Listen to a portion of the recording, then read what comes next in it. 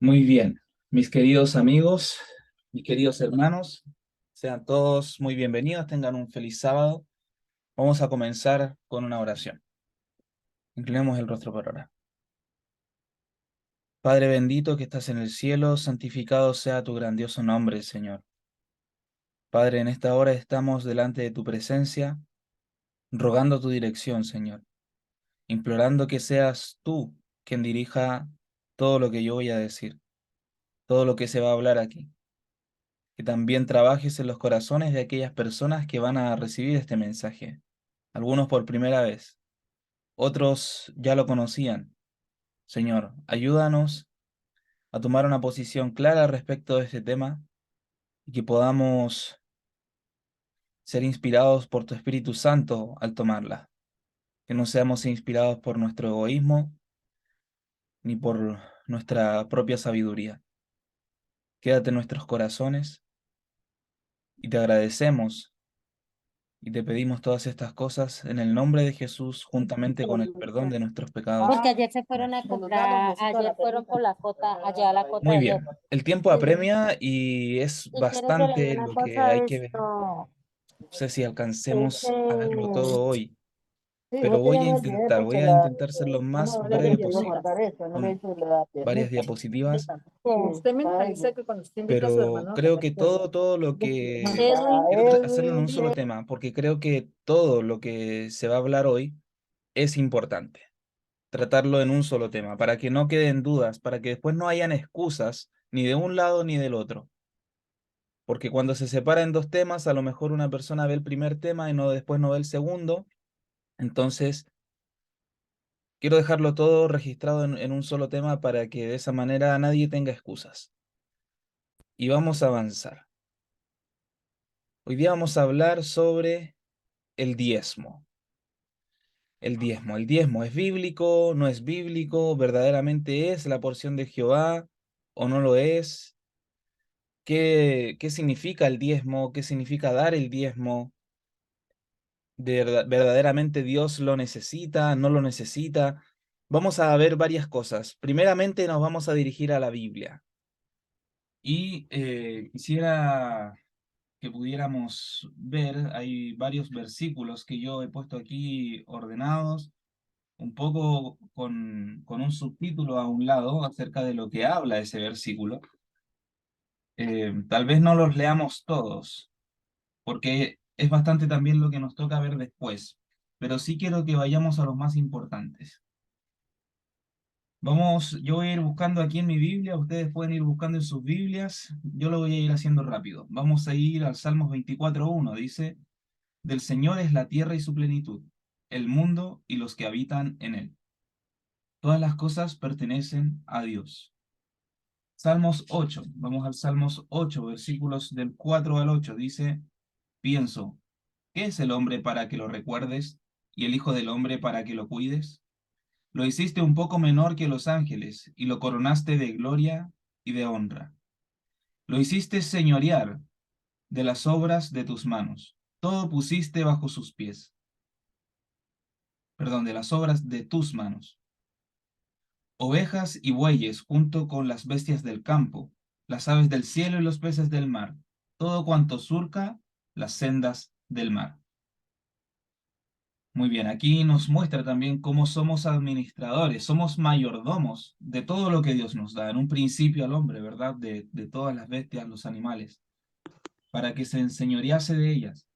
No quiere decir que iba a ser un tirano, ese no era el plan de Dios. El plan de Dios era que administrara la creación de Dios, todo lo que Él nos entregó. Somos administradores. Deuteronomio. Deuteronomio, quinto libro de la Biblia, capítulo 8, versículos 17 al 18. Dice, y entonces digas en tu corazón, mi poder y la fortaleza de mi mano me han traído esta riqueza.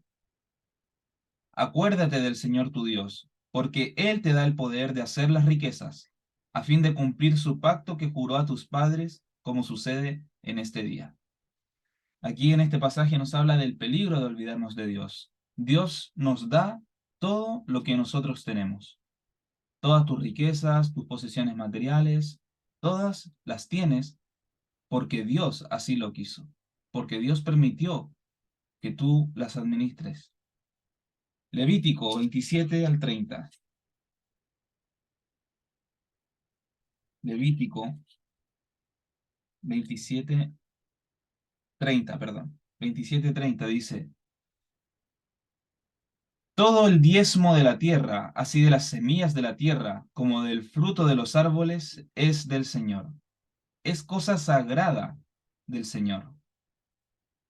Aquí nos muestra, en principio, la forma escrita acerca de este mandato, pero aún así esto se remontaba a mucho antes, y ya lo vamos a ver un poco más adelante en otros versículos. Pero aquí nos dice que el diezmo es un mandato divino, todo el diezmo de todo lo que nosotros tenemos. Vamos a Números 18 y 21. Perdón, 18, 21 y 24. Números 18, 21 y 24. Nos dice: he dado a los levitas todos los diezmos de Israel por su ministerio, por su servicio en la tienda de la reunión. Porque a los levitas les he dado por herencia los diezmos que ofrendarán al Señor. Por eso les he dicho que no tendrán herencia entre los israelitas. Saben, los levitas, hay varias cosas que hablar de ellos estaríamos hablando mucho tiempo, pero ellos eran los que ejercían el sacerdocio.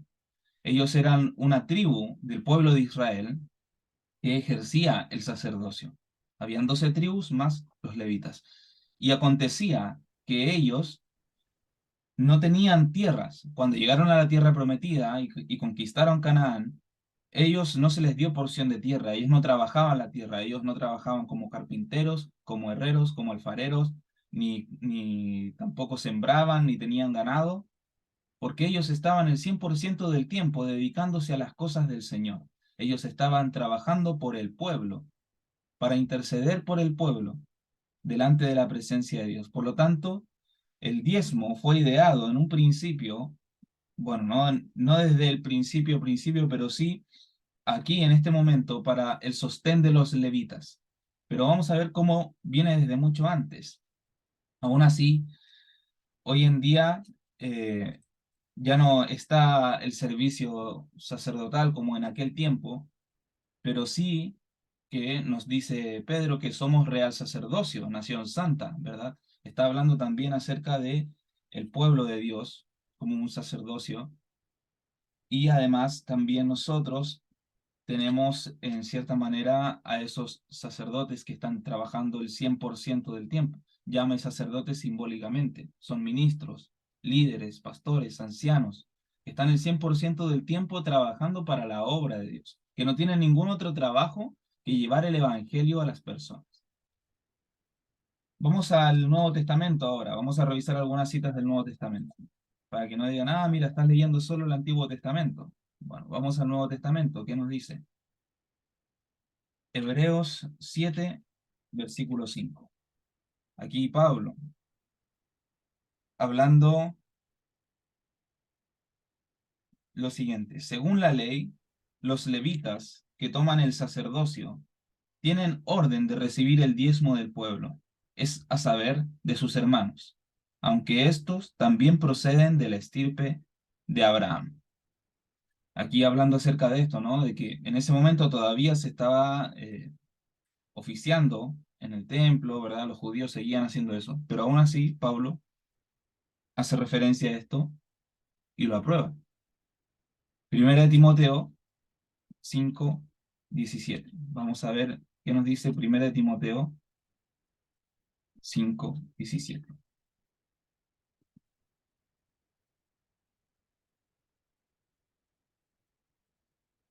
Los ancianos que gobiernan bien sean tenidos por dignos de doble honra, especialmente los que trabajan en predicar y enseñar. El 18. Porque la Escritura dice: no pondrás bozal al buey que trilla, y el obrero es digno de su jornal. ¿Saben? Cuando estaban los los bueyes estaban trillando, ¿verdad? Ahí en el campo, no se le ponía bozal, sino que se le permitía al buey comer del mismo fruto que estaba ahí.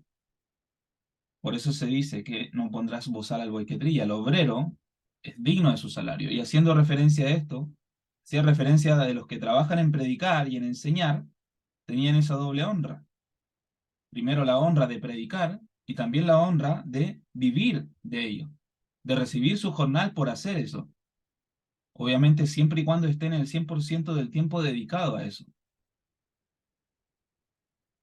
Mateo 23:23. ¿Saben? Jesús también habló sobre el diezmo.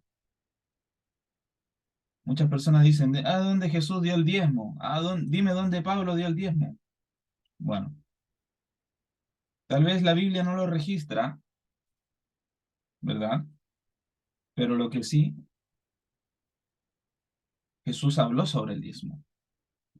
Y vaya que habló, dijo, ay de vosotros, escribas y fariseos hipócritas, porque dais el diezmo de la menta, del eneldo y del comino, y dejáis lo más importante de la ley, a saber, la justicia, la misericordia y la fidelidad. Esto es necesario hacer sin dejar lo otro. ¿Se dan cuenta? Le dijo, ustedes dan el diezmo, ok, todo perfecto, dan el diezmo, pero se olvidan de qué, de la justicia, la misericordia y la fidelidad. Pero ambas cosas son necesarias hacer, tanto dar el diezmo como la justicia, la misericordia y la fidelidad. Es necesario cumplir con el diezmo. Primera de Corintios 9,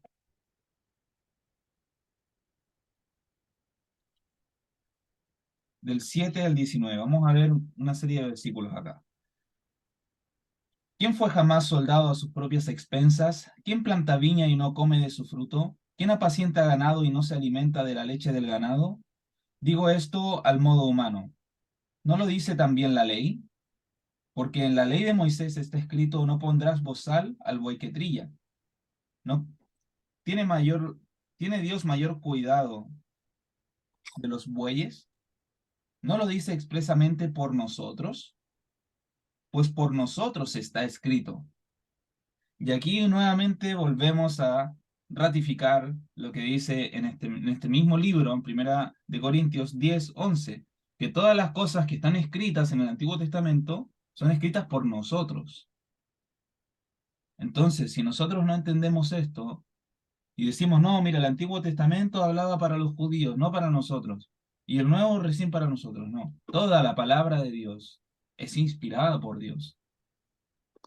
Y tenemos también que la palabra de Dios permanece para siempre, Isaías 41:10. Entonces, si la palabra de Dios permanece para siempre y todo lo que fue escrito para nosotros, entonces debemos prestar más atención a lo que dice también ahí. Pero ¿por qué estaba escrito esto? No pondrás bozal al buey que trilla. Lo sigue explicando. Porque con esperanza ha de arar el que ara, y el que trilla con esperanza de recibir el fruto. ¿Cuál es la esperanza? Recibir el fruto, ¿verdad? El que ara también. De tener un resultado, un pago por su labor. Porque si no sería esclavitud. Si nosotros sembramos entre vosotros lo espiritual, ¿es gran cosa que cosechemos de vosotros lo material? ¿Es una gran cosa? Si otros tienen este derecho entre vosotros, ¿no lo tenemos aún más nosotros? Sin embargo, no hemos usado ese derecho. Al contrario, antes soportamos todo para no poner ningún tropiezo al Evangelio de Cristo.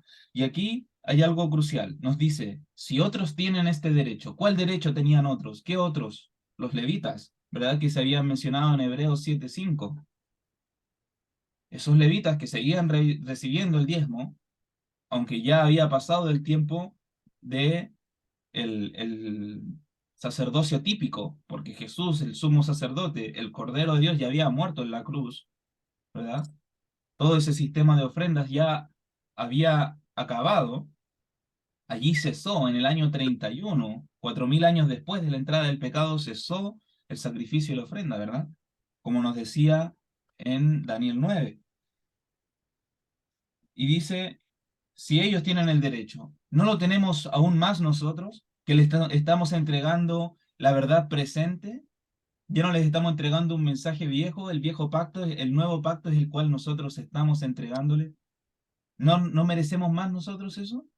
Pero aún así, ¿qué dice? No usamos ese derecho. O sea, no lo exigen, porque es algo que nace del corazón, no es algo que tenga que imponerse. Y es por eso que los dice Pablo, al contrario, soportamos todo para no poner tropiezo al Evangelio. Claro, porque si se ponía a decir, yo no predico si no recibo diezmo, ¿qué iba a pasar? ¿El mensaje se iba a dar? Se iba a dar, pero por otras personas, pero ellos hubiesen sido desechados, apartados.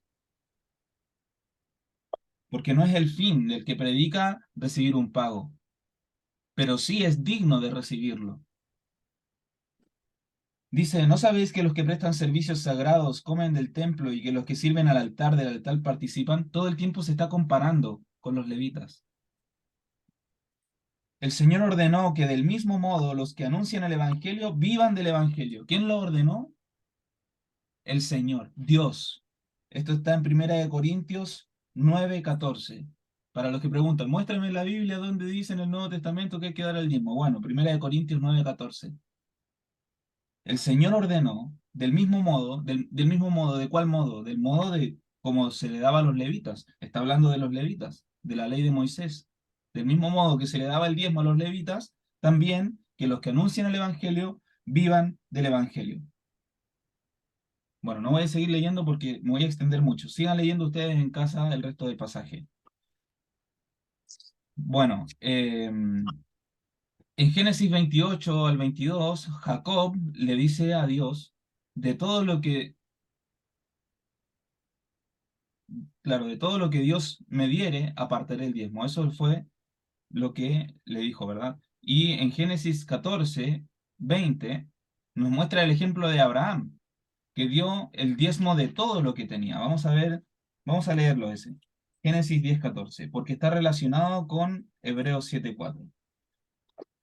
Génesis, Génesis 10, perdón, 14:20. No sé por qué dije 10:14. Génesis 14:20. Dice, y bendito sea el Dios Altísimo que entregó a tus enemigos en tu mano.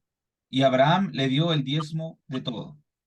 ¿Saben? Aquí llega Melquisedec, rey de Salem, sacerdote del Dios Altísimo. En el tiempo de Abraham ya habían sacerdotes. Y esto venía heredándose, dice Ellen White, desde los tiempos de Adán. Ya existía un sacerdocio en la tierra. Y esta práctica de dar el diezmo ya existía. Por algo vino Abraham y lo hizo. Porque era una práctica que venía en el pueblo de Dios. Ya estaba instaurada. Y le dio el diezmo de todo lo que tenía. Ahora, los que esperan que se muestre todas las veces que Abraham dio el diezmo, no sé, las 1000 veces que Abraham dio el diezmo. Abraham, él tenía su riqueza, ¿verdad? Y de esa riqueza, él dio el diezmo. Y después cuando él seguía viajando con esa misma riqueza. A menos que en algún momento él haya recibido nuevamente otro dinero o, o, o ganado tierras y tuviera que entregar el diezmo de nuevo. Pero es el que no mencione todas las veces que, no sé, que Abraham dio el diezmo, que Jacob dio el diezmo, que los israelitas dieron el diezmo, o sea, todos los años que Pablo daba el diezmo. O sea, si eso no lo registra, entonces tampoco nos lleva a nosotros a pensar lo contrario, de que no debe hacerse. Y vamos a ver una cita muy interesante de Ellen White más adelante al respecto de eso. Porque tanto la ley del sábado como la ley del diezmo en el Nuevo Testamento no se explican así abiertamente, no se vuelven a repetir, pero sí se dieron en el Antiguo Testamento. Y la palabra de Dios es una, Dios no cambia, no tiene sombra de variación. ¿Por qué hemos nosotros de empezar a predicar un mensaje distinto? Muy bien. Eh, Vamos a leer lo de Nehemías y vamos a pasar a Malaquías 3, que va a ser básicamente el centro de nuestro estudio. Nehemías 13, Nehemías 13, de los versículos 10 al 12.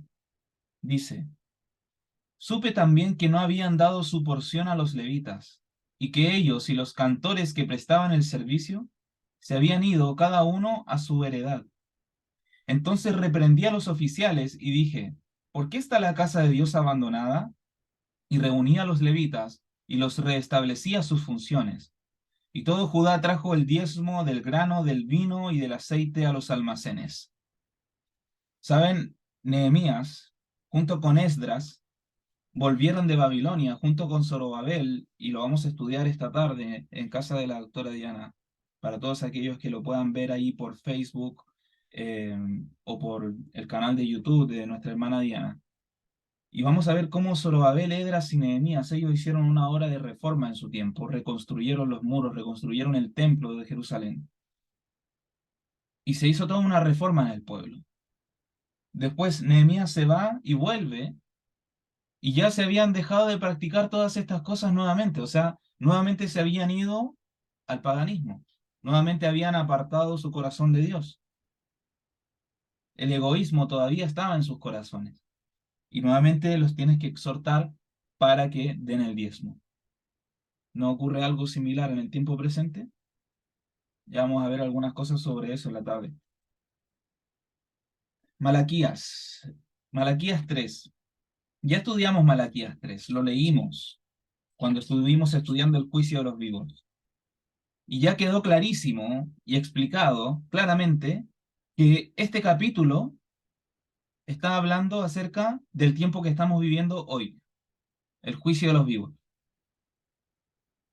Las profecías y los profetas no hablaron tanto como para su propio tiempo como para el nuestro. Lo dijo Ellen White, ¿verdad? Entonces aquí nosotros vemos acerca en el versículo 1: yo envío mi mensajero que preparará el camino delante de mí. Enseguida después vendrá a su templo el Señor a quien buscáis. En otras versiones dice: súbitamente, el ángel del pacto, ¿a quien decíais? Ya viene, dice el Señor Todopoderoso. Ya estudiamos cómo aparece ese tercer Elías, y que luego viene Cristo, ¿verdad? Cristo se levanta y empieza el juicio, viene súbitamente a su templo para comenzar ese juicio de los vivos. ¿Quién podrá soportar el tiempo de su venida? ¿Quién podrá subsistir cuando Él se manifieste? Porque Él es como fuego purificador, como jabón de lavadores. Se sentará, se levanta, se sienta. Recordamos esto, símbolo de juicio. Se sentará para afinar y limpiar la plata. Y limpiará a los hijos de Leví, los afinará como a plata, y ofrecerán al Señor ofrenda con justicia. Saben, muchas personas no entienden la Biblia y la leen todo literal y dicen: los hijos de Leví, los levitas, no nosotros. El pueblo de Israel, los israelitas, no nosotros. ¿Pero acaso no somos nosotros el Israel espiritual? ¿Acaso no dice Pedro que nosotros somos real sacerdocio, por lo tanto también de la porción de los levitas? Y es más, Abraham dio el diezmo a Melquisedec, ¿verdad? Y en Hebreos nos muestra cómo Jesús es sumo sacerdote según el orden de Melquisedec, ¿verdad? O sea, el sumo sacerdote ya no viene solo de los levitas, viene de la antigüedad, desde el principio. ¿Cuál era el orden de Melquisedec? ¿De dónde venía Melquisedec? Venía desde el principio, desde Adán. Entonces nosotros también entendemos que si Jesús es el sumo sacerdote, nosotros, su iglesia, somos el cuerpo de Cristo, ¿verdad? Pertenecemos también a ese santuario, porque el santuario representaba el cuerpo de Cristo. Por lo tanto, si nosotros pertenecemos a ese santuario, también de una u otra manera pertenecemos a ese sacerdocio, ¿verdad? A ese pueblo de Israel. Y están los que administran el sacerdocio o el ministerio que Dios les ha dado, cada uno en su esfera, ¿verdad? Están los que predican, están los que enseñan, y que no tienen otro trabajo que hacer eso. A ellos hay que dar el diezmo, porque ellos viven de eso. Claro, muy linda la predicación, hermano, muy hermosa su predicación, pero no me toque el bolsillo. No, mire, usted, está comiendo ahí pan duro. Bueno, que Dios le provea. ¿Usted cree en Dios? Que Dios le pague. No, mis hermanos, no es así. ¿Qué nos dice aquí en Malaquías 3? Vamos a ir directamente, el versículo 5, ¿verdad? Nos dice, vendré a vosotros a juicio, juicio de los vivos. Todo esto es juicio de los vivos. Y después, versículo 8, r- eh, perdón, versículo 7. Desde los días de vuestros padres os habéis apartado de mis leyes y no las guardasteis. Volveos a mí y yo me volveré a vosotros. Le está hablando a un pueblo que conoce su ley, ¿verdad? Que conoce sus mandamientos. Y el Señor le dice, y dijisteis, ¿en qué hemos de volvernos? Porque según nosotros estamos haciendo las cosas bien. ¿En qué, según tú, tenemos que volvernos a ti? A ver. Y Dios le dice, ¿robará el hombre a Dios? Pues vosotros me estáis robando. Y preguntáis, ¿qué te estamos robando? Los diezmos y las ofrendas. O sea, si yo no doy el diezmo, ¿es robar a Dios? ¡Wow! No solo el diezmo, las ofrendas también. Malditos sois con maldición, porque vosotros, la nación toda, me estáis robando. Pero aquí también vemos una bendición, porque el diezmo no es una carga ni un peso, es una bendición. Y nos dice, traed todo el diezmo a la tesorería y hay alimento en mi casa, y probadme en esto, dice el Señor Todopoderoso, a ver si no abro las ventanas de los cielos y derramo sobre vosotros bendición hasta que sobreabunde. Es una promesa de Dios. Las promesas de Dios podemos reclamarlas, siempre y cuando cumplamos con las condiciones. ¿Cuál es la condición para poder recibir y que se abran las ventanas de los cielos? Esto también tiene una implicación, ¿saben? Cuando yo busqué la palabra ventana en la Strong, si mal no recuerdo, tenía una implicación también a flujo o torrente de agua, como catarata. También se recibe la bendición del Espíritu Santo, la lluvia tardía. Es que va implicado todo acá, porque estamos en juicio de los vivos. ¿Qué tienen que ver las posesiones materiales con todo eso? Tiene mucho que ver. Y vamos a ver algunas citas más adelante. Luego nos habla en el versículo 16 al 18 para que lo lean en casa y se darán cuenta de que está hablando acerca de lo que estamos viviendo y de lo que viviremos. No es algo del pasado, Malaquías 3. Es totalmente actual. Si no, revisen los temas que estudiamos del juicio de los vivos, que bastante hablamos sobre Malaquías. Segunda de Corintios 9:7, ya el último versículo que nos queda por revisar, que nos dice, cada uno dé como propuso en su corazón, no con tristeza ni por necesidad, porque Dios ama al dador alegre. Y aquí otra clave, dar con alegría. Dar con alegría, no con tristeza ni diciendo, oh, pucha, tengo que dar el diezmo, ay, tengo que dar la ofrenda. Uy, ahora me va a faltar plata y no me va a alcanzar para comprarme eso que tanto quería. Ya toma, ahí tienes Dios. No, con alegría, con gozo en el corazón. Porque Dios nos está dando la oportunidad de hacernos partícipes de su obra. Porque ¿qué se va a hacer con esos recursos? ¿Se va a alimentar a quiénes? A los que predican, a los que enseñan, a los que van por todo el mundo predicando las buenas nuevas del Evangelio para que el reino de Dios se acerque a la tierra. ¿No quieres que Cristo venga? Pareciera que no a aquellos que dicen que no hay que dar el diezmo. A esto se los compara con el siervo malo y con el mayordomo infiel. Ahora, vamos a hacer un paréntesis. Y aquí quiero que los que estén ahí disponibles que puedan dar una respuesta. ¿Qué es más importante? ¿El Antiguo Testamento o el Nuevo Testamento? Una pregunta abierta. A ver, ¿quién se anima a responder de los que están presentes? ¿Qué es más importante? ¿El Antiguo o el Nuevo?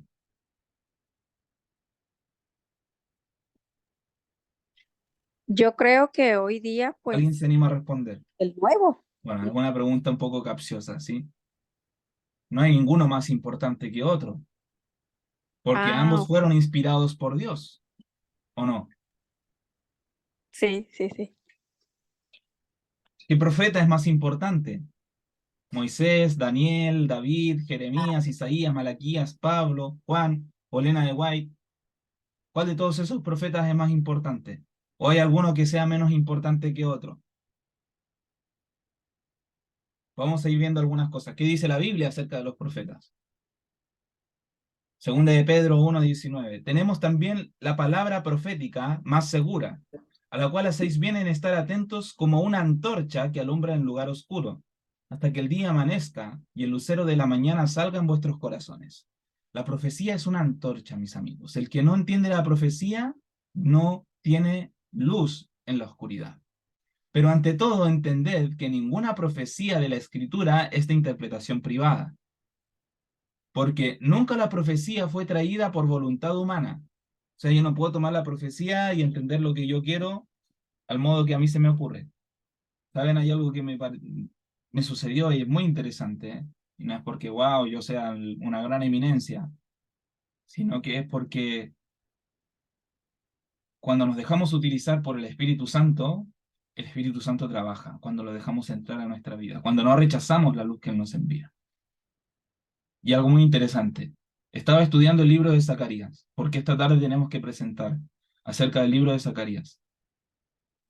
Y después de haber preparado ya hasta el capítulo 6 todo en un cuaderno, me puse a ver unos temas del hermano Ángel que presentó desde el año 2021, que personalmente no los recordaba. Tal vez los vi así o lo escuché mientras salía a correr o algo, pero no los recordaba. O sea, mientras yo estudiaba en la Biblia, no se me venía nada a la mente de lo que el hermano Ángel había hablado en el año 2021. Estamos a 2023. Me puse a ver y versículo tras versículo que iba analizando, llegaba a las mismas conclusiones de las que yo había llegado en ese momento que estaba estudiando. Díganme si no estamos, si no fuimos ambos influenciados por el mismo espíritu. Y eso le sucederá a todos aquellos que se dejen guiar por el Espíritu Santo de Dios. Pero no hay que rechazar la luz que Dios te envía. Si tú rechazas la luz, aunque sea una pequeña luz, deja de llegarte luz. Y ya no tienes sabiduría, no tienes entendimiento, no tienes comprensión de nada, aunque te lo expliquen con manzanas. Los santos hombres de Dios hablaron siendo inspirados por el Espíritu Santo. ¿Quién inspiró a los profetas? El Espíritu Santo, o sea, Dios. ¿Sí? Porque Jesús, cuando nació aquí, ¿verdad? De María, nació por obra del Espíritu Santo y fue llamado Hijo de Dios. El Espíritu Santo es Dios. Y fueron inspirados por Dios, por el Espíritu Santo. Todos los profetas. Todos los profetas. Por lo tanto, a ver, si Dios inspiró a Daniel e inspiró a Moisés, ¿cuál de las dos inspiraciones vale más? Hay un rango, así como, este estaba más inspirado, este estaba menos inspirado. ¿Pero acaso el espíritu no es el mismo? ¿Por qué habría uno de tener más validez por sobre el otro? Ninguno tiene validez por sobre el otro. Están todos a un mismo nivel. ¿Y el White? Apocalipsis 22:6. Me dijo, estas palabras son fieles y verdaderas. El Señor, el Dios de los espíritus de los profetas, ha enviado a su ángel para mostrar a sus siervos las cosas que deben suceder pronto. El Señor es el Dios de los espíritus de los profetas. ¿Y qué nos dice después? En el versículo 8. Yo soy consiervo tuyo, de tus hermanos. Aquí está hablando el ángel. Y de tus hermanos los profetas, y de los que guardan las palabras de este libro. 1 Corintios 12:27. Vosotros pues sois el cuerpo de Cristo. ¿Ok? ¿Quién es? Nosotros, la iglesia, ¿verdad? Y miembros cada uno en particular. Y aún nos puso Dios en la iglesia, primeramente apóstoles, luego, ¿qué puso? Profetas.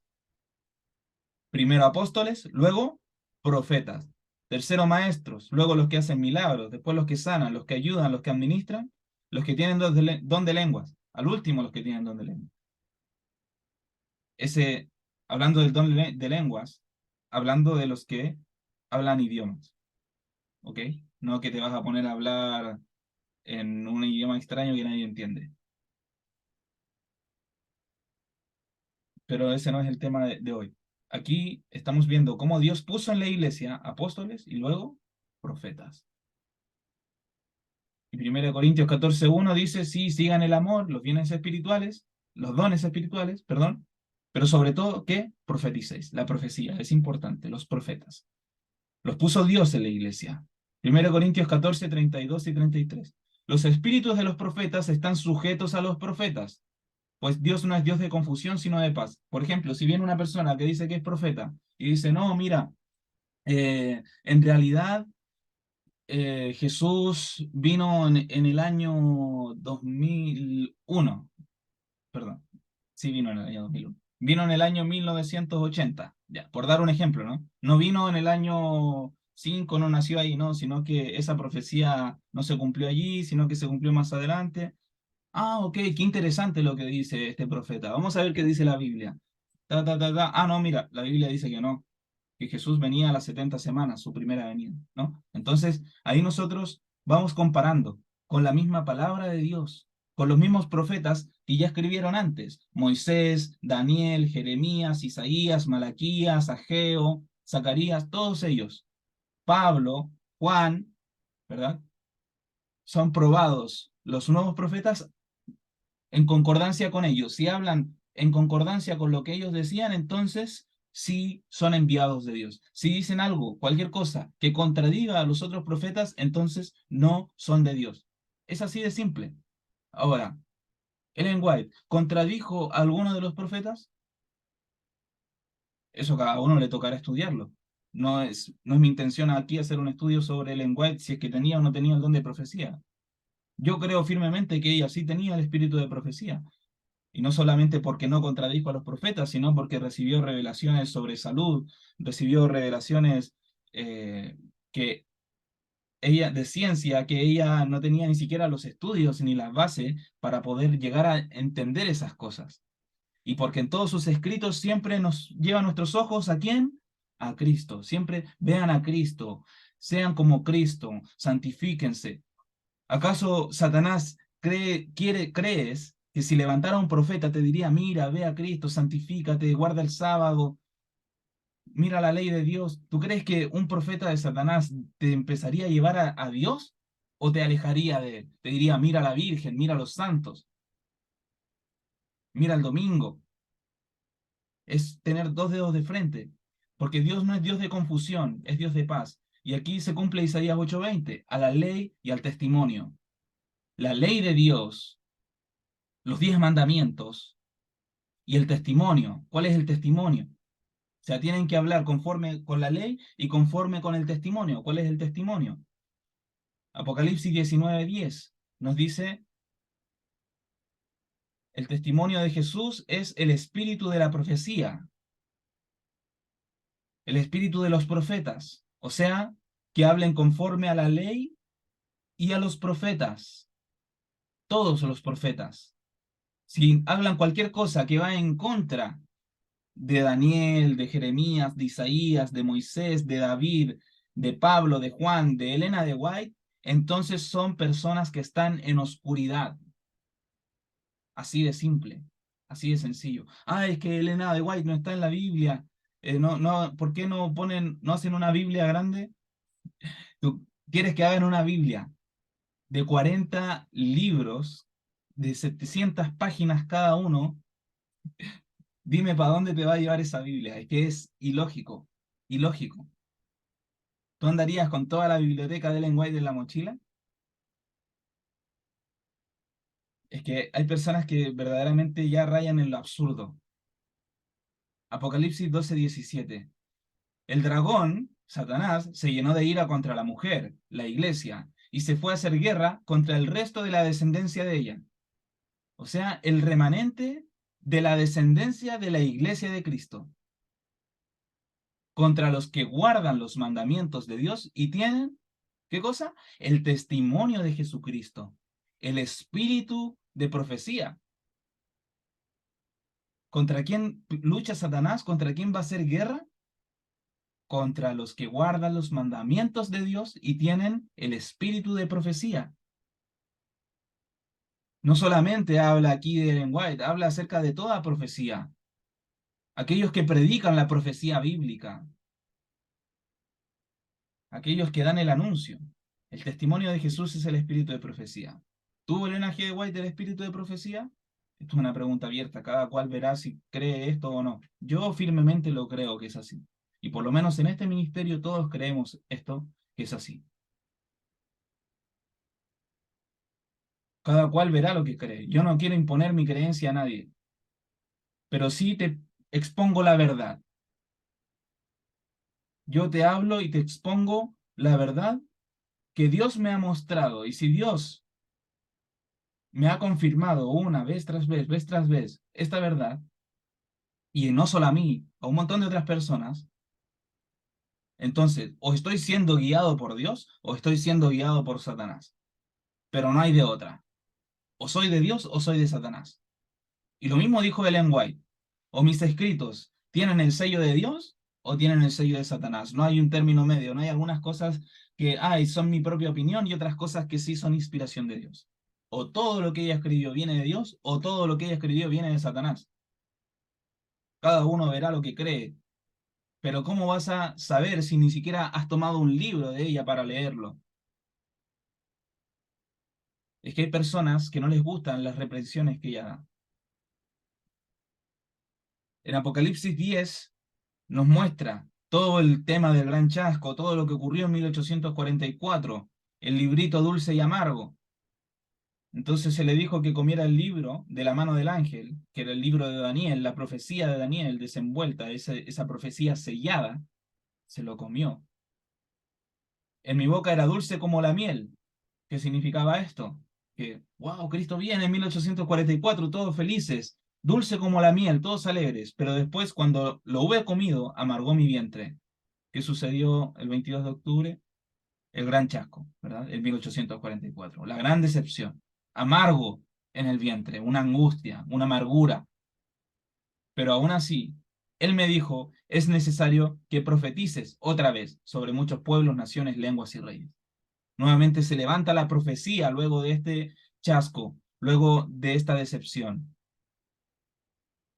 Y en diciembre del mismo año 1844, Ellen White recibe su primera visión a los 17 años de edad. Pero no fue la primera que Dios llamó con estas visiones. 2 personas antes habían sido llamadas a ser profetas, pero rechazaron el llamado. Y eran hombres elocuentes. Y tuvo que tomar un instrumento débil, una niña enfermiza de 17 años, que ella estaba dispuesta. Y dijo, heme aquí, envíame a mí. Y gracias a Dios que ella dijo eso, porque Dios habló, y vaya que habló.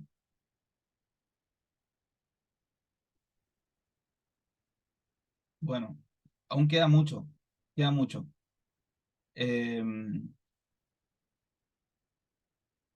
Vamos a ver igual algunas cosas, vamos a ver. Vamos a ir avanzando rápido.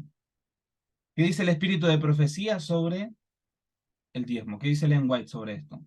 El mismo lenguaje que se emplea en el mandamiento del diezmo se usa también con respecto del sábado. ¿Ok? ¿A qué se refiere? El séptimo día es de reposo para Jehová tu Dios. Y también se hablaba de que el diezmo es para Jehová nuestro Dios, ¿verdad? ¿Qué nos dice aquí? Segundo párrafo. Asimismo, el diezmo de nuestras entradas es santo a Jehová. El Nuevo Testamento no promulga de nuevo la ley del diezmo, tampoco la ley del sábado, porque la validez de ambas se da por establecida y su profundo significado espiritual se considera explicado. Ya no es necesario volver a explicarlo, volver a decirlo, repetirlo vez tras vez. Se dijo, sí, se mencionó en un par de versículos, que los que trabajan del Evangelio vivan del Evangelio. ¿Acaso eso no es suficiente para ti? ¿Qué quieres? ¿Que hayan 10 versículos que te digan eso? Por favor, seamos serios.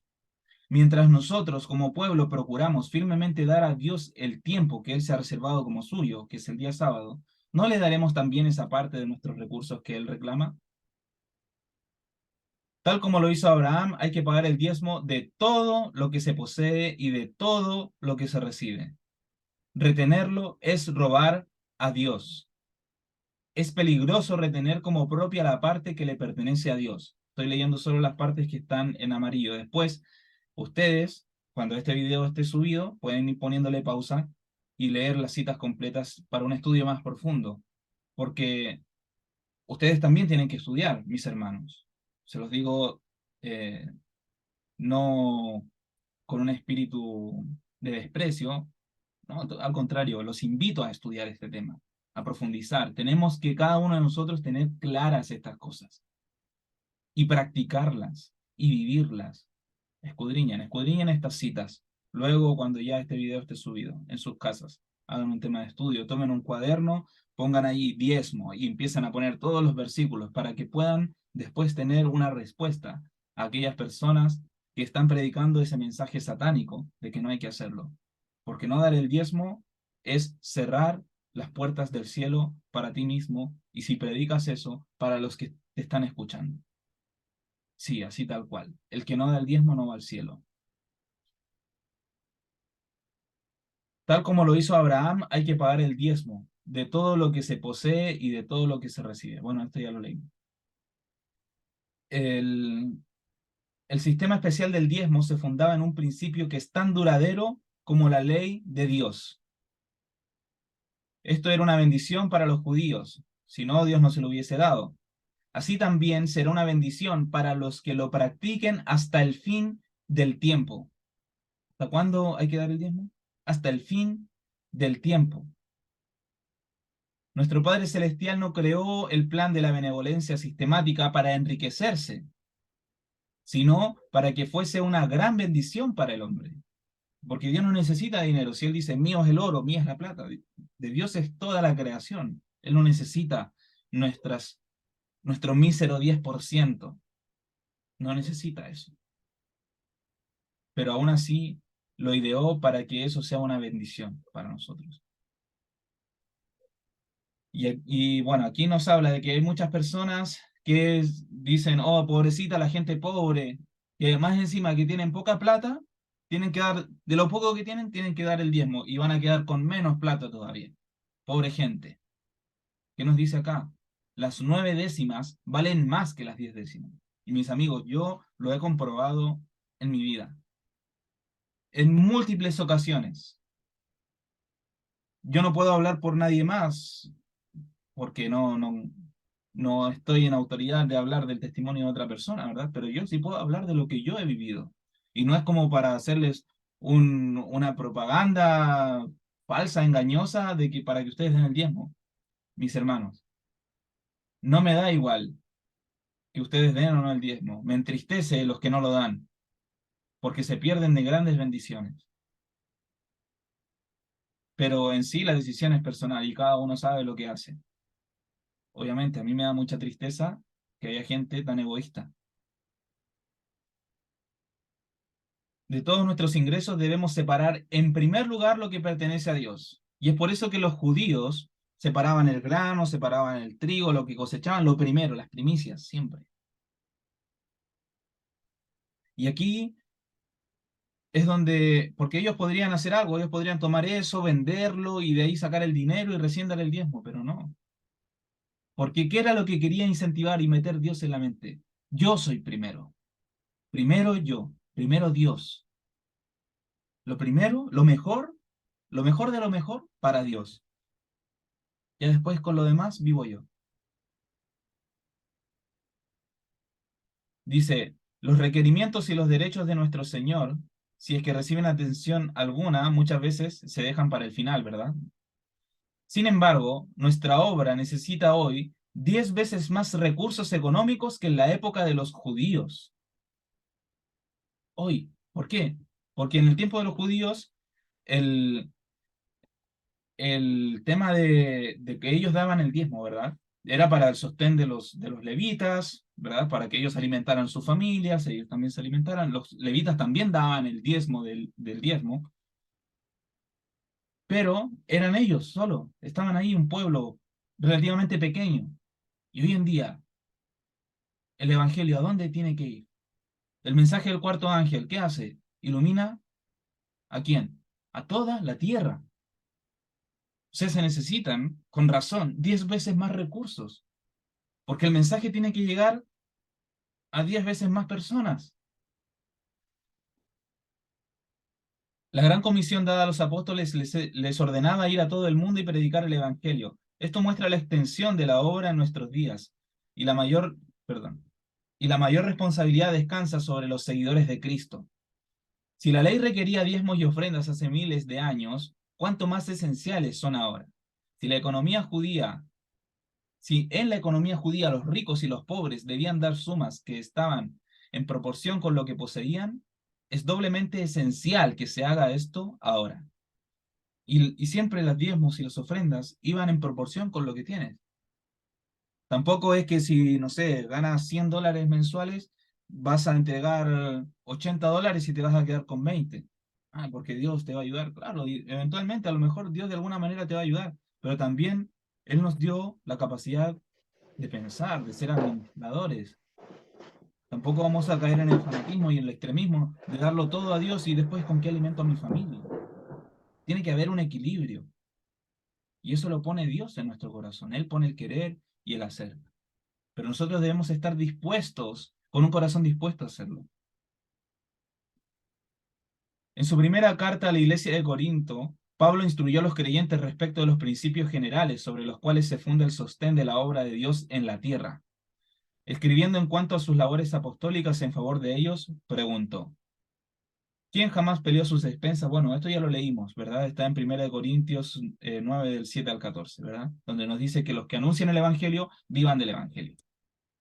El apóstol se refirió aquí al plan del Señor para sostener a los sacerdotes que ministraban en el templo. Aquellos que eran apartados para este sagrado cargo eran sostenidos por sus hermanos, a quienes ellos ministraban las bendiciones espirituales, ¿verdad? La tribu de Leví fue escogida por el Señor para los cargos sagrados pertenecientes al templo y al sacerdocio. Acerca del sacerdote se dijo: porque le ha escogido Jehová para ministrar al nombre de Jehová. Dios reclamaba como propiedad suya una 10ª parte de todas las ganancias. A este plan para el sostén del ministerio se refirió Pablo cuando dijo: sí, también ordenó el Señor a los que anuncian el Evangelio que vivan del Evangelio. Y más tarde, escribiendo a Timoteo, el apóstol dijo: digno es el obrero de su jornal. 1 Timoteo 5:18. Muy bien. Si todos aceptasen este sistema de dar el diezmo, cada uno sería un vigilante y fiel tesorero de Dios, y no faltarían recursos para llevar a cabo la gran obra de proclamar el último mensaje de amonestación al mundo. La tesorería estaría llena, y los pobres por ello. Mediante cada inversión hecha, llegarán a estar más vinculados a la causa de la verdad presente. ¿Cómo es que nos vinculamos más con la verdad presente? Hoy en día hay una verdad presente, ¿verdad? Está el ministerio del cuarto ángel. Dios levantó al tercer Elías. Estamos en juicio de los vivos. Y hay una verdad que proclamar al mundo. Cristo viene en el 2031. Pero antes de eso, debemos preparar nuestros corazones, debemos arrepentirnos de nuestros pecados, debemos acercarnos a Dios. ¿Y cómo nosotros podemos llegar a vincularnos más con esta causa? Dando el diezmo. ¿Por qué? Porque con esa inversión hecha, aunque sea $1, $10, no importa la cantidad, tú estás siendo una bendición para que el mensaje siga dándose, para que también podamos sostener a más ministros en otros lugares del mundo, para que ellos también puedan predicar y el, puedan vivir y estar el 100% del tiempo haciendo esto, predicando, predicar, predicar. Porque claro, por lo menos yo, mire, todos los sábados estoy acá, nuestro hermano Eduardo todos los miércoles, pero cada uno de nosotros tenemos nuestro trabajo aparte, ¿verdad? Y yo sigo haciendo lo que hago, claro, y no reclamo, no me quejo, la verdad me gusta hacer esto. Pero aún así me gustaría más, ¿verdad? Poder ver a otros hermanos poder ver más ministros, más personas enseñando, viviendo de esto y que estén el 100% del tiempo haciéndolo. Tener instructores bíblicos que puedan instruir a la gran cantidad de personas que llegan todo el tiempo. ¿Qué pasa con estas personas? Estarán atesorando tesoros en el cielo. Dice que algunos dicen que esta es una de las leyes rigurosas que pesaban sobre los hebreos, pero esta no era una carga para el corazón voluntario que manifestaba amor a Dios. Únicamente cuando la naturaleza egoísta se fortalecía por la retención de aquellos recursos, el hombre perdía de vista lo terreno y estimaba los tesoros terrenales más que las almas.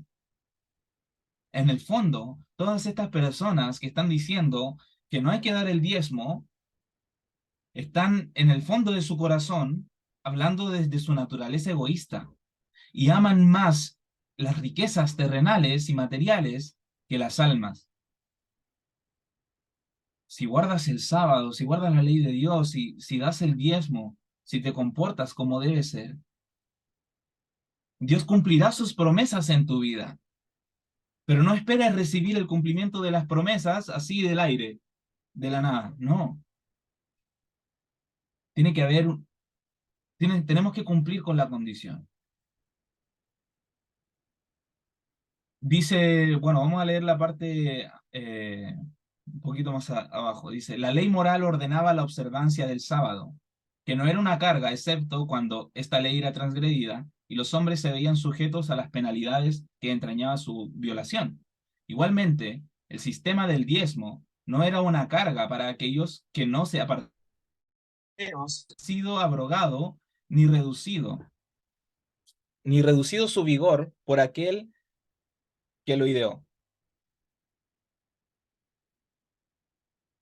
En vez de carecer de fuerza ahora, tiene que practicarse más plena y extensamente, puesto que la salvación por Cristo debe ser proclamada con mayor plenitud en la era cristiana. Tiene más fuerza en este momento, este sistema, y es mucho más importante que en aquel momento. Hablo del sistema del diezmo, y sin embargo, cuán escaso lo considero, cuán pequeña estimación, cuán vano es el esfuerzo de medir con reglas matemáticas el tiempo, el dinero y el amor, comparándolos con un amor y sacrificios que son inconmensurables e incomputables. Los diezmos para Cristo, oh, cuán escasa porción, vergonzosa recompensa por lo que ha costado tanto. ¿Qué es lo que ha costado tanto nuestras vidas? Cristo en la cruz, el mismo Dios descender, humillarse por el 10% de nuestros recursos. No es nada por la vida eterna, esa recompensa. Aquí esta es una carta que la hermana White le envía a una persona que decía que no debemos pagar diezmos. Y le dice, hermano mío, quita tus zapatos de tus pies, porque el lugar donde usted está es tierra santa. A ti que dices que no hay que pagar el diezmo, quita tus zapatos de tus pies. El Señor me ha hablado con respecto al pago de diezmos. Que dijo, a mí se me ocurrió una idea con respecto al pago de diezmos. No, el Señor, Dios, el mismo que inspiró a los profetas de la antigüedad, inspiró a Elena de White a escribir esto. Estos escritos tienen la misma validez de Daniel que los escritos, perdón, denme un minuto. Tienen la misma validez todos estos escritos que los escritos antiguos.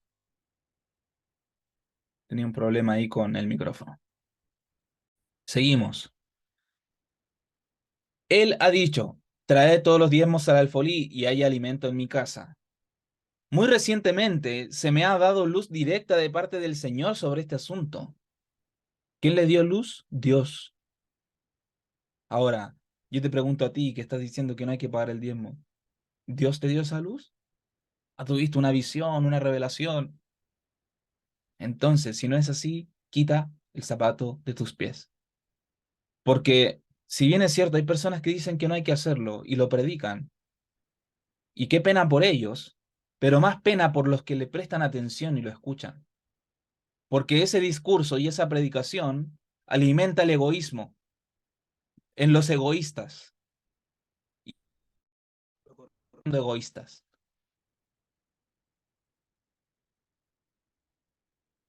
Dice,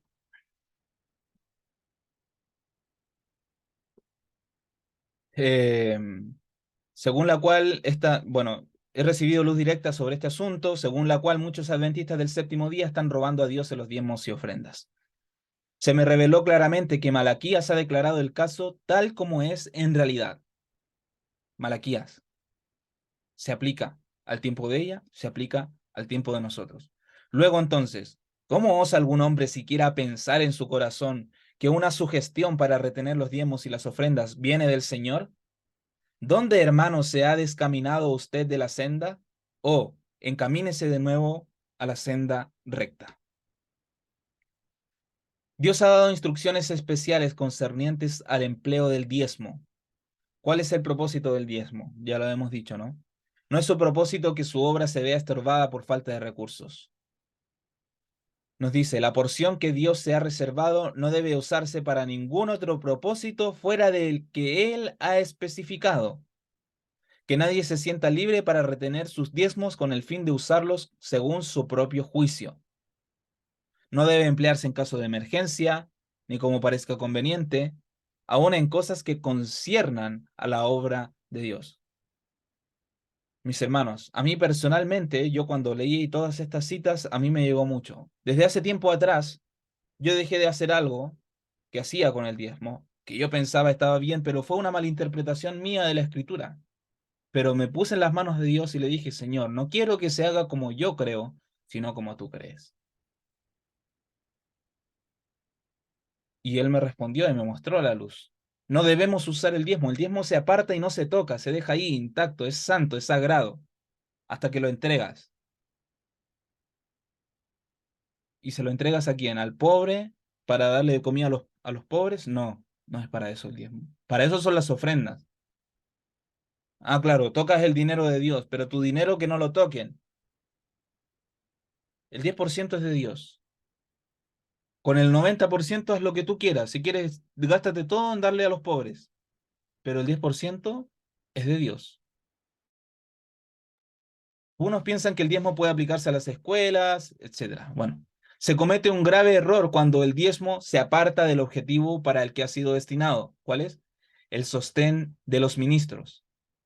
¿Cuál es el sostén de los ministros? El diezmo del Señor y los que interfieren con él, serán castigados por la pérdida de su riqueza eterna, a menos que se arrepientan. A menos que se arrepientan. Aún hay oportunidad, mis amigos, mis hermanos, mis enemigos, pero de corazón se los digo. Aún hay oportunidad para que se arrepientan. No interfieran con este tema. Dios no ha cambiado. El diezmo todavía ha de usarse para el sostén del ministerio. Muy bien. Y ya para terminar, quiero leerles un extracto, una visión de Ellen White.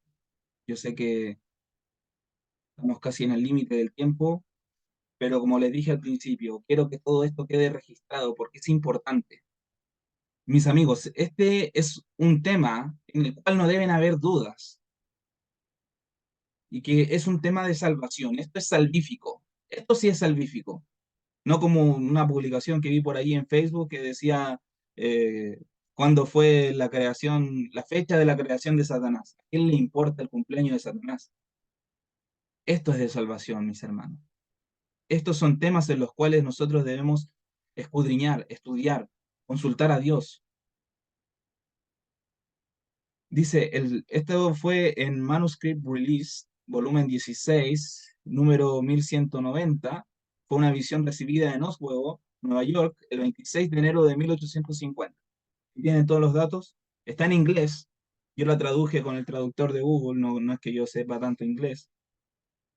Así que por ahí si hay algunas frases que a lo mejor estén mal traducidas o bueno, se entiendan mal, disculpen. Hice lo mejor que pude. El pasado sábado por la noche el Señor me dio una visión de muchas cosas que ahora trataré de relatar.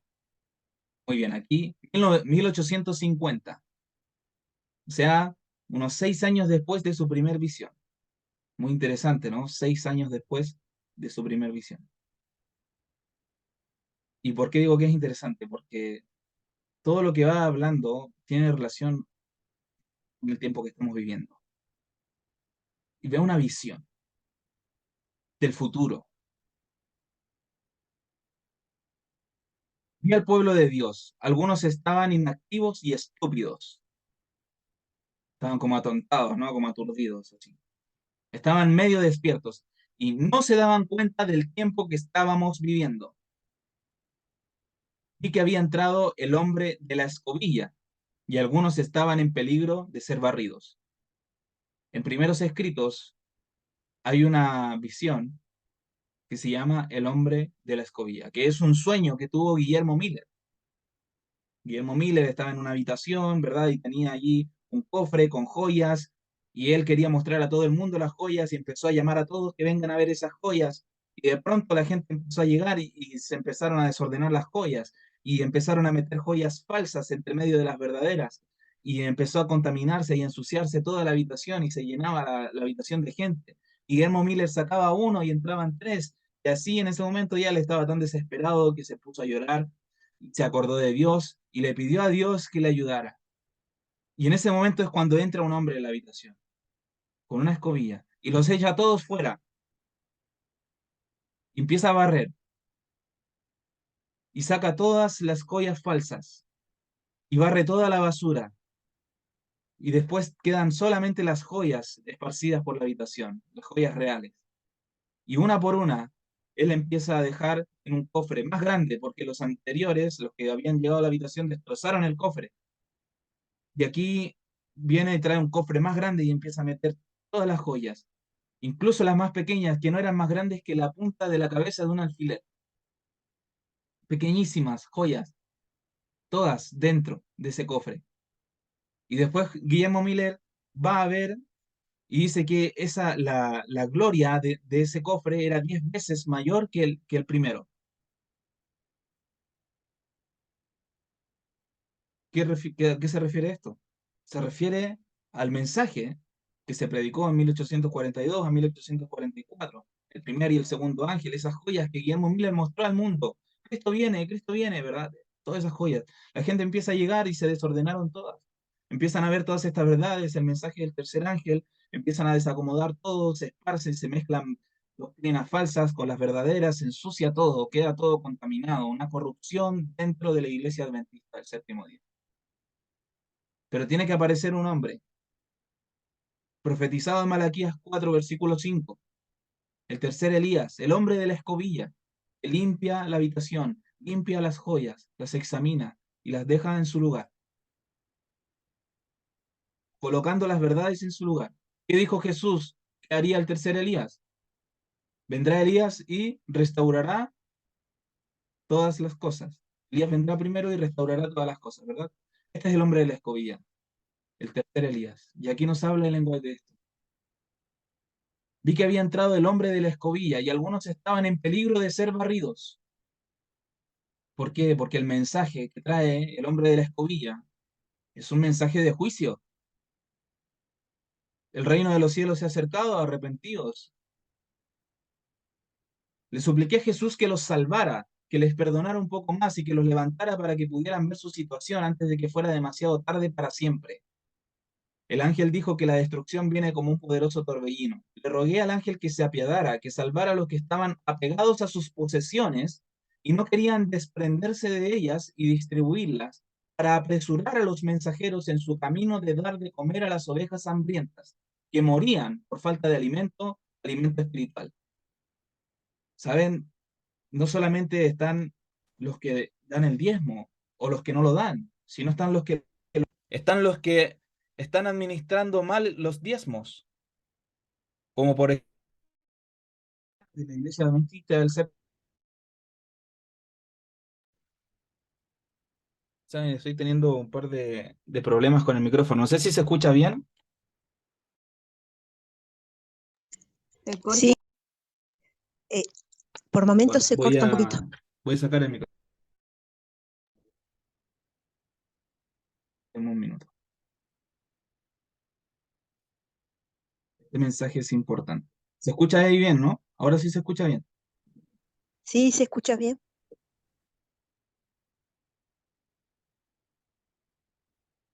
Perfecto, listo. Bueno, solamente están, ¿verdad? Estos que eh, no dan el diezmo, los que sí lo dan, sino aquellos que lo dan en el lugar incorrecto y aquellos que están administrando mal los diezmos. Sí, desde incluso muchas personas se han levantado en la iglesia adventista para decir y pedir, por favor, que ya no inviertan más los diezmos en armas. En armas. ¿Se está dando el alimento? No. Están muriendo las ovejas. Pero Dios levanta mensajeros, pero había muchos que no querían dar sus posesiones para alimentar a estas ovejas, ¿verdad? A los mensajeros que llevaban el alimento a las ovejas.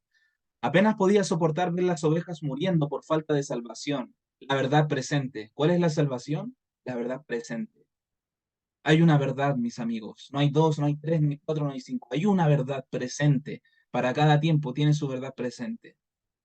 Y esa es la verdad que te lleva a la salvación. No hay otra.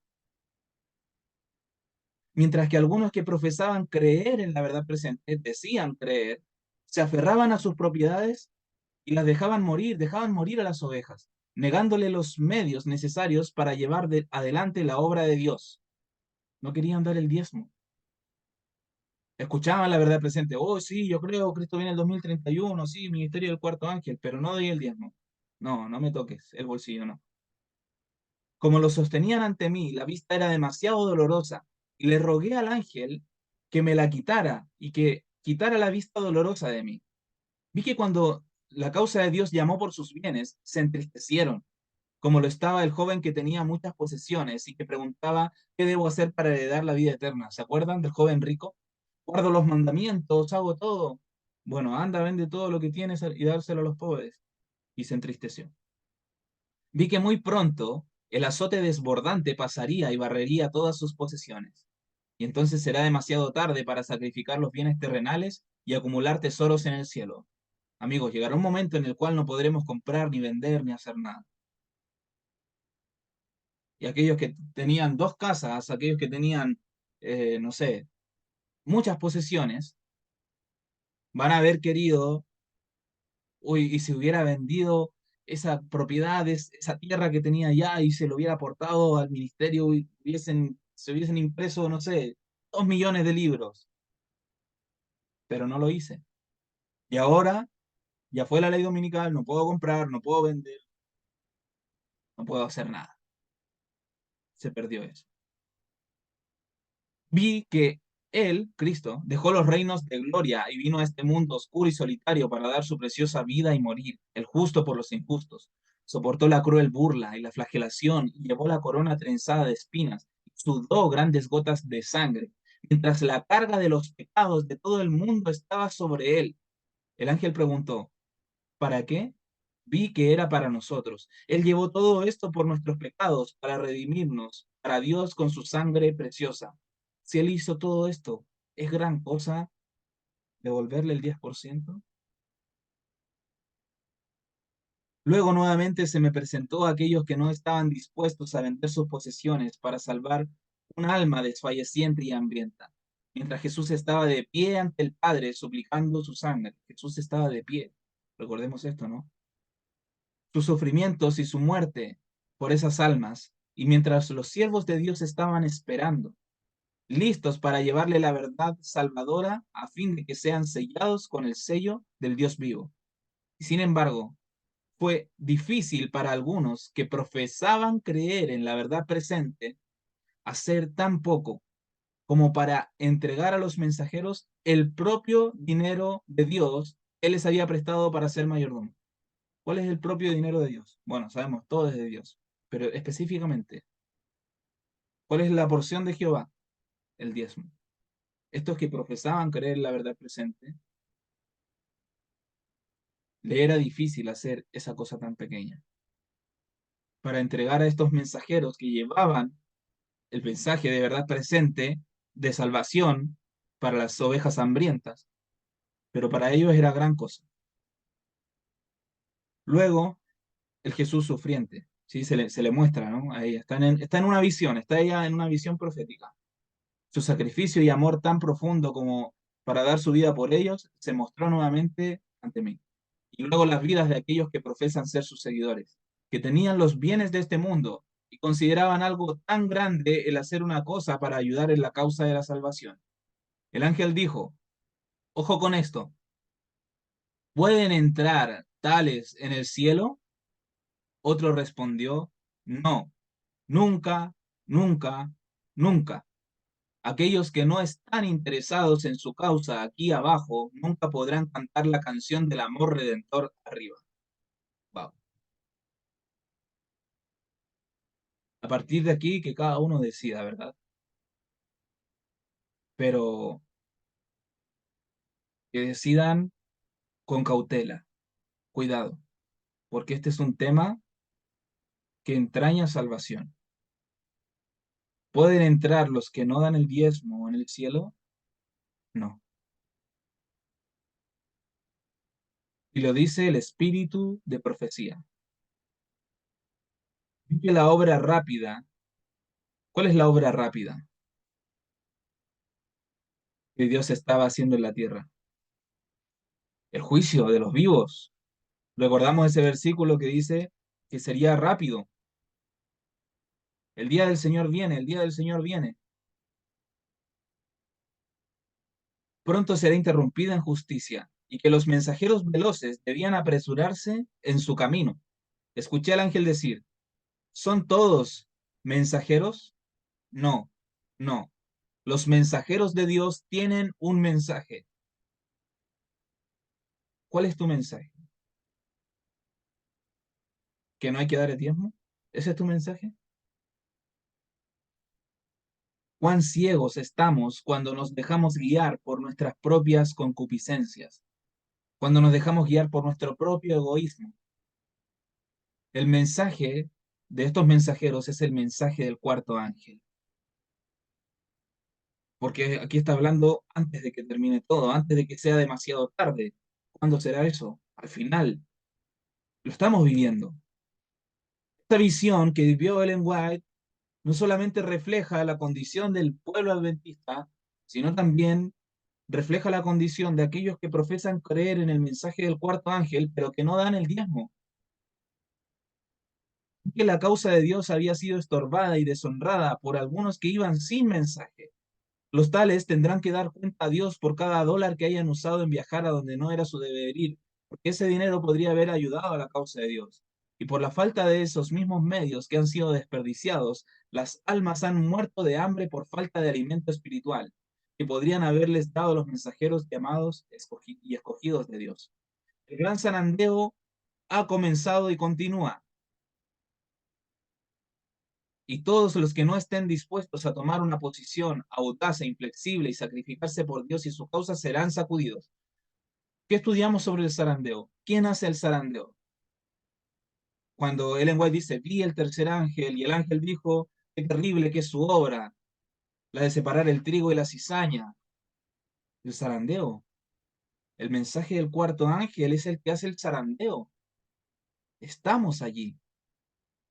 Y todos aquellos que no quieran sacrificarse por Dios y su causa serán sacudidos, serán barridos, caerán del árbol. El ángel dijo, ¿pensáis que obligará a alguno a sacrificar y entregar sus bienes? ¿Piensas que Dios te va a obligar? No, no, debe ser una ofrenda voluntaria. Hará falta todo para comprar el campo. ¿Qué es lo que mueve a que se haga esa ofrenda voluntaria? ¿Qué es lo que todo constantemente ha estado mirando Ellen White en la visión? Porque mira a estos que son egoístas, que no quieren dar el diezmo, pero después ¿a quién mira? Jesús. ¿Pero cuándo lo mira? ¿Lo mira ya en la gloria o en su segunda venida? No, lo mira sufriente, doliente, sudando gotas de sangre, llevando la carga de nuestros pecados. El precio de nuestra redención es infinito. Y aunque demos el diezmo toda la vida y aunque alcancemos a vivir 1000 años dando el diezmo, no vamos a alcanzar a pagar con ese dinero el precio de nuestra redención. Pero son recursos necesarios para el avance de la obra, para que el mensaje sea predicado en más lugares. ¿Somos conscientes de esto? ¿O nos da igual? Ah, no, yo no voy a dar el diezmo porque no, porque después me va a faltar plata.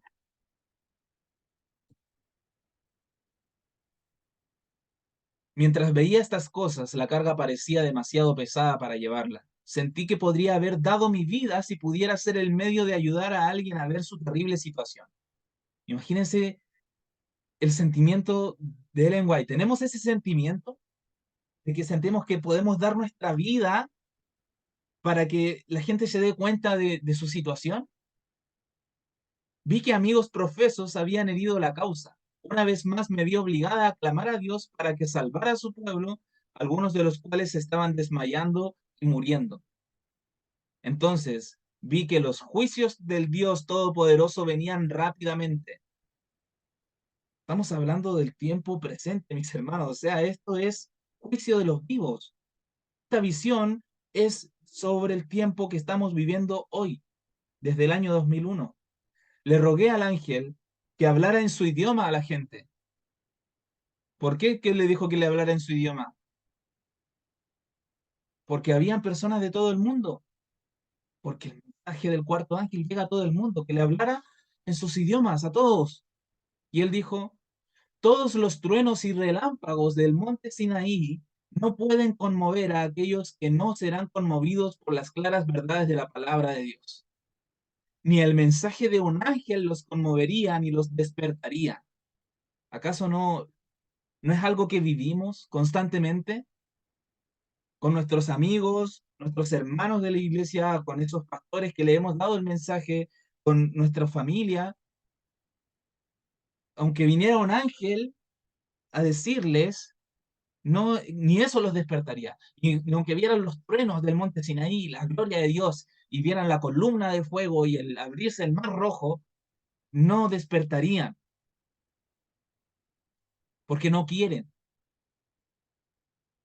Y es doloroso aceptar eso. Imagínate el dolor de Dios y de Cristo, de ver a todas estas personas que rechazan su mensaje, que rechazan esa invitación que Él está haciendo a ser partícipes de su reino. Jesús llamó, ¿verdad? En la parábola del banquete. ¿A quién llamó primero?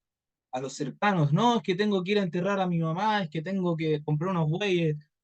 Bueno, anda y a los caminos y busca a los cojos, a los ciegos, a los paralíticos, a todos ellos, tráelos a ellos.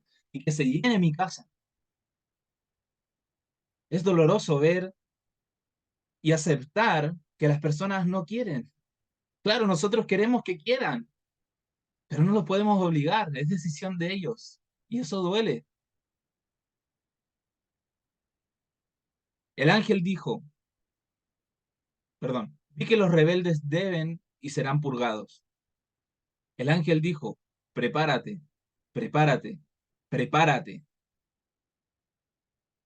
Vi que los juicios estaban justo sobre nosotros y que la angustia pronto llegaría a esta tierra y que la sangre correría a raudales. El ángel dijo, pronto llegará hasta las bridas de los caballos. Este fue un momento horrible. Vi que debemos estar dispuestos a ir solos, que debemos deshacernos de todo aquel que no quiera andar piadosamente en Cristo Jesús. Vi que la incredulidad de hermano o hermana, padre o madre, esposo, esposa o hijos no era excusa para que ninguno les impidiera cumplir con su deber, y que aquellos perderán sus almas si buscan agradar a sus amigos incrédulos más que a Dios, y serán considerados indignos de ser partícipes de la gloria de Cristo. ¿A quién buscamos agradar? ¿A los hombres o a Dios? Porque es necesario agradar a Dios antes que los hombres, ¿verdad? Creo que esto lo dijo Pedro. Vi que Jesús fue rechazado por su propia nación. Y veamos la escena de Jesús. Jesús fue rechazado por su nación, por su familia. Y si Jesús sufrió, debemos ser partícipes de sus sufrimientos. Dijo el ángel, despeja, despeja, despeja de todo, de cualquiera que obstaculice tu progreso. Y que los lazos de la naturaleza entre el hombre y la esposa, los padres y los hijos no necesitan ser cortados. Y aquí nos pone una cuota de equilibrio, ¿no? Y una cuota de esperanza. Ojalá acepten, ¿no? Pero no debemos cortar así y decir, ya no me junto más con ustedes. Y sernos ermitaños, fanáticos, ¿no? Pero aún así, aquellos que creen en Dios y en su verdad deben obedecer a Dios, incluso si desagrada a su amigo más cercano y querido. Debemos estar preparados para eso, para el rechazo, para el repudio, pero nosotros debemos estar firmes del lado de Dios. Vi que no habría posibilidad de prepararse después que Jesús abandone el lugar santísimo. Es que esta visión es toda del tiempo final. ¿Qué nos habló? Del tercer Elías, el hombre de la escobilla, ¿verdad? Nos habló del juicio de los vivos, nos habló del mensaje del cuarto ángel, nos habló del diezmo. Por lo tanto, debemos hacerlo ahora mismo, debemos prepararnos ahora mismo, mientras haya una oportunidad. Muy pronto será demasiado tarde. Vi que el pueblo de Dios debe unirse y no estar demasiado dispuesto a ver las faltas en los demás, porque donde hay unión, hay fuerza. Y que el pueblo de Dios era generalmente demasiado aburrido, demasiado dormido e incrédulo. El ángel dijo, velen, velen, velen, velad y orad. Una corona de gloria guardada para los que hacen pacto con Dios con sacrificio. Vi que un sacrificio no aumentaría, sino disminuiría y consumiría. Entonces me señalaron al que había desafiado los ejércitos de Israel. ¿Quién es el que desafió los ejércitos de Israel? Satanás, ¿verdad? Y también le señalaron que la verdad vencería el error, y esa luz brillaría de la oscuridad. Luego me señalaron la belleza y la hermosura de Jesús. Sobre su cabeza había coronas, una corona dentro de otra corona. Su túnica era más blanca que el blanco más blanco. Ningún lenguaje puede describir su gloria y su exaltada hermosura. Todos los que guarden los mandamientos de Dios entrarán por las puertas de la ciudad y tendrán derecho al árbol de la vida, y estarán siempre en la presencia de ese hermoso Jesús, cuyo rostro resplandece más que el sol de mediodía. Y aquí termino la visión, mis hermanos. Sé que nos alargamos más de lo común, pero era necesario completar todo este tema para dejarlo cerrado. Que no queden dudas de esto. El diezmo es del Señor. Aquel que no da el diezmo no va a ir al cielo. Pero no solo es dar el diezmo en el lugar correcto. Nos estaba hablando de dar el diezmo a los mensajeros del tiempo final, en el tiempo del juicio de los vivos. De eso nos habló Ellen White. Cuando aparece el hombre de la escobilla. Entonces, ¿a quién le voy a ir a dar el diezmo? Cada uno que lo examine en su corazón y que lo ponga en oración y que se pregunte a sí mismo y que le pregunte a Dios, ¿en dónde debo diezmar? Porque de que hay que diezmar, hay que diezmar. Pero cada uno que tome su decisión. Porque estamos en el juicio de los vivos, mis amigos. Y pronto será demasiado tarde para que tú aportes con los recursos, con el dinero de Dios, a la obra de Dios. Hoy es el momento. Quedan 5 años para la ley dominical. Aún estamos a tiempo. Aún queda tiempo para poder dar el mensaje a la mayor cantidad de personas. De verdad sentimos eso como lo sentía Elena en esa visión, de que sentía que podía dar su vida por llevar el mensaje a otros, por hacerles ver su situación y su condición. Si no sentimos eso, entonces no sé qué estamos haciendo aquí, ¿verdad? Pidámosle a Dios ese sentimiento. Vamos a terminar con una oración. Padre Santo, que estás en las alturas de los cielos, santificado sea tu santo nombre, Señor. Padre, tú eres el Rey de reyes, el Señor de señores, el dueño del universo y de todo lo que tenemos. Todo te pertenece a ti, Señor. Nosotros somos tuyos, compraste por precio. Y hoy te agradecemos porque tu ley nos hace partícipes de tu divinidad. Tu ley nos hace partícipes de tu obra, Señor, y estos mandatos que no podemos cumplir por nuestra propia fuerza y nuestra propia voluntad, sino gracias al Santo Espíritu que tú diste a los profetas y que también depositas sobre nosotros cuando te lo pedimos. Y te agradecemos porque gracias a estos mandatos tú nos haces partícipes de tu obra. Y porque gracias a dar una pequeña cantidad de dinero para el avance de tu obra, Señor, tu obra avanza. Tus ministros son sostenidos y el mensaje de la verdad presente del cuarto ángel puede ser llevado a todo el mundo. Gracias te damos, Señor, porque en tu gran misericordia tú nos haces dignos de tu reino. Padre, quédate con nosotros durante el resto de este sábado y ayúdanos, Señor, a seguirlo disfrutando y seguir cumpliendo con tu mandato. Todo esto te lo agradecemos y te lo pedimos, Señor, en el nombre de Jesús, junto con el perdón de nuestros pecados. Amén.